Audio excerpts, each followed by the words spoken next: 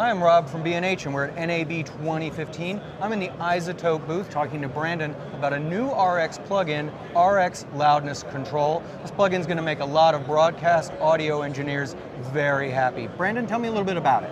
Thanks, Rob. RX Loudness Control is a new member of the RX family.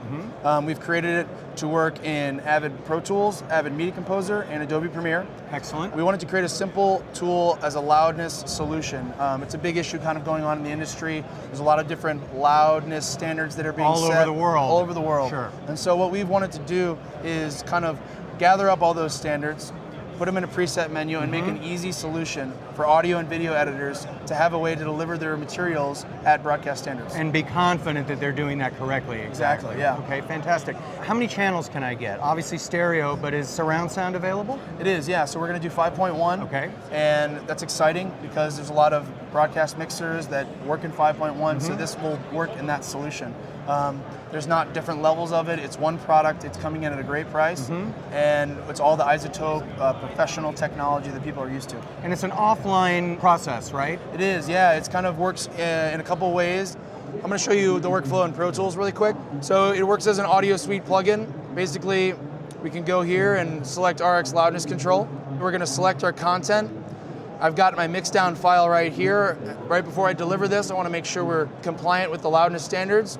So I'm going to hit Analyze. Notice how quick it's working. This is an 11 or 12 minute file, and we just did that in about 5 seconds. So I'm getting all my values right here. What I can do now is I can open up my presets.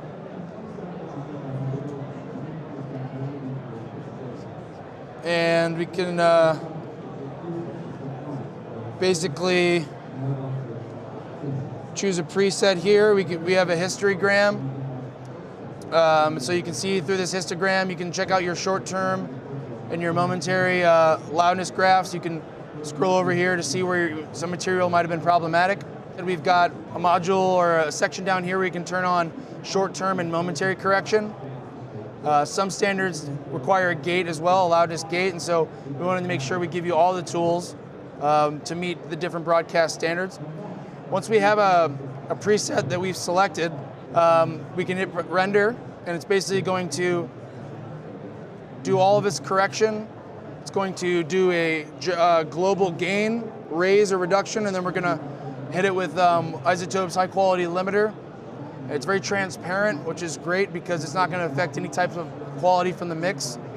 And now that it's done its correction, we can export with the video, marry that, and we can deliver it. And so that's kind of the workflow in Pro Tools. So Brandon, how does this differ from the loudness module in RX4?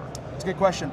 So the loudness module in RX4 is just really going to give you some true peak limiting. It's not going to give you the 5.1 surround capabilities in the loudness control module.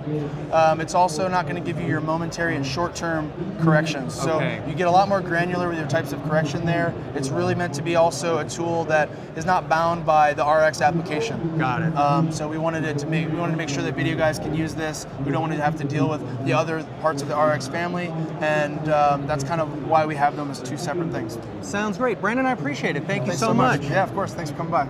From NAB 2015, I'm Rob from B&H. Thanks for watching.